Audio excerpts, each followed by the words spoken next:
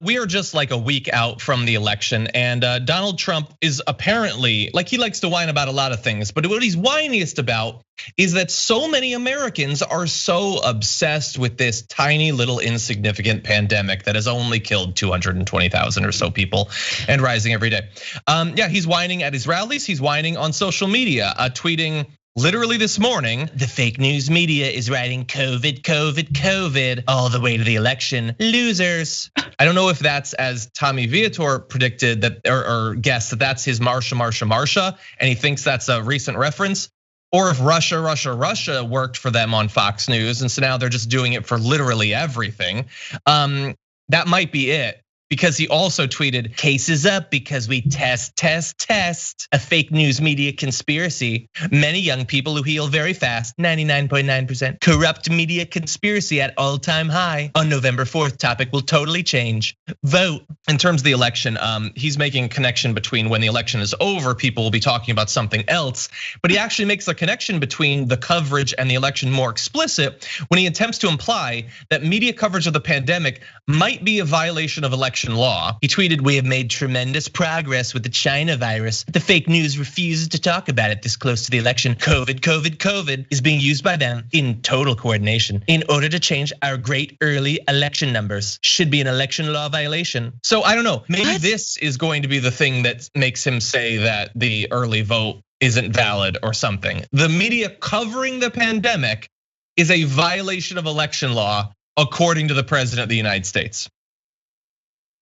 Yeah, I'm not sure how many things he's blaming, and that's like, I've never seen someone blame more things in a single sentence, like than that. I mean, I'm surprised he didn't squeeze in Obama, Hillary, and just like, I don't know, who else, for anyone, for old time's sake. It's Tubin. Just blame everybody. So here's the thing, like, I get it. If you are not going to do anything about the pandemic, if you've decided that for whatever reason to save money or just because you don't care, you're not gonna do anything about the pandemic. I get that it would bother you that things didn't magically improve as you kept predicting they would.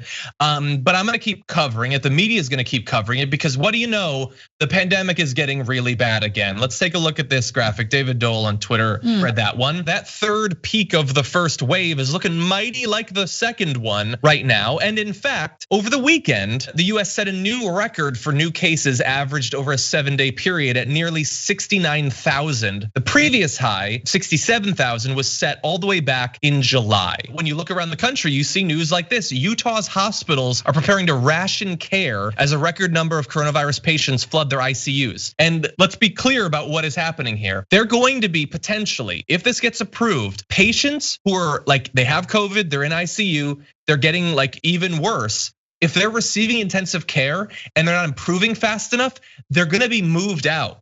Still alive, still suffering from COVID, to make room for new people because there's just not the capacity for them. We are going to be effectively instituting a death panel that's gonna say, you're not getting better fast enough, so we're gonna take you off of all of the care that we have available, and you will just die quicker from COVID. Maybe you had a chance of surviving. We're gonna take that away because we have to, because it's getting so bad in Utah more than 7 months into this pandemic. Yeah, but Utah is a blue state. Just COVID for me. Right, but that's just a big old blue state of Utah. And it's only affecting the blue states, and they've been handling everything terribly. You know, they have to sweep up their forests, and you know what? Like it is at this point, everyone does know someone who has COVID. Most people know someone who've died of COVID.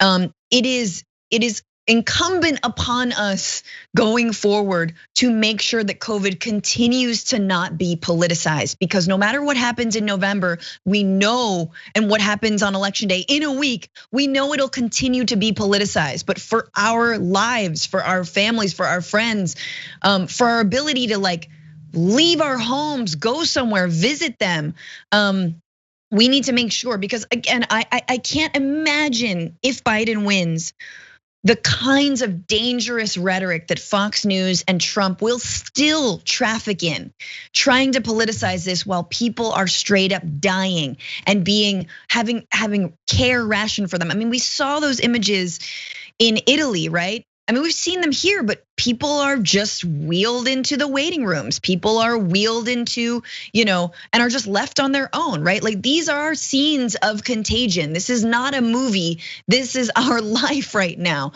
This is our reality, and everyone is so sick of it. So again, back to what I was saying before, and back to what I think we all need to keep remembering: contact tracing, testing, and isolation. We don't need major lockdowns.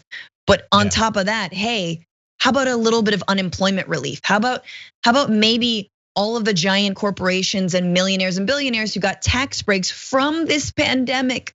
Oh my God, you greedy ghouls, how dare you? Yeah. Like, maybe let's actually turn that around and help people like the essential workers, like the people who don't have health care.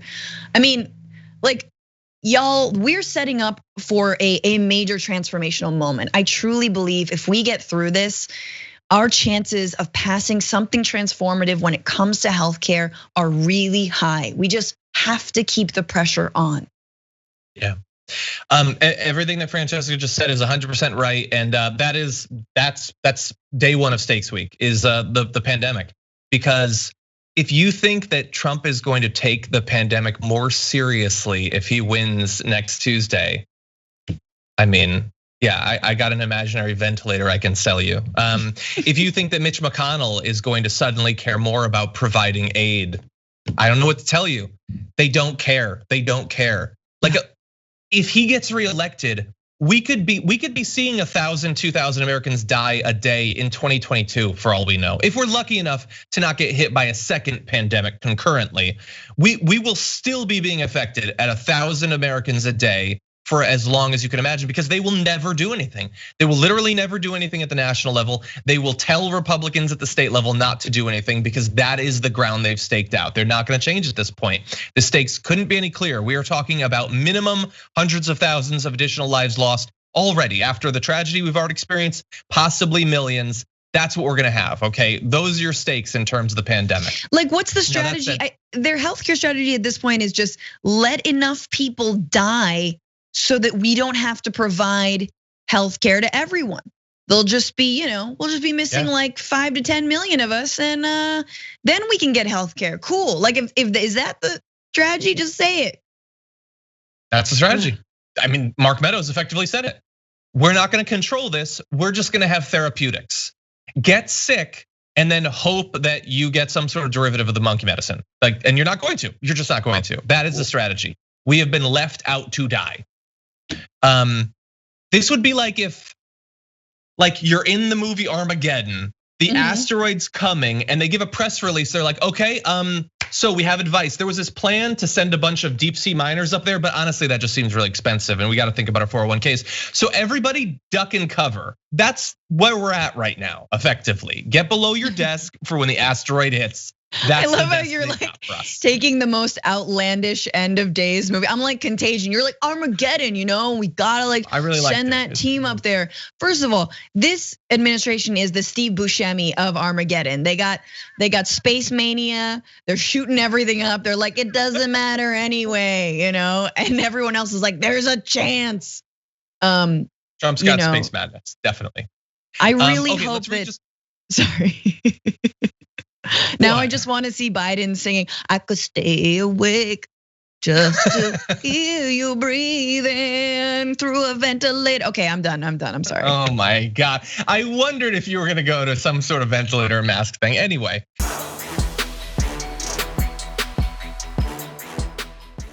Check out the Damage Report podcast each day, wherever you get your podcasts, whether Pocket Casts or Stitcher or iTunes.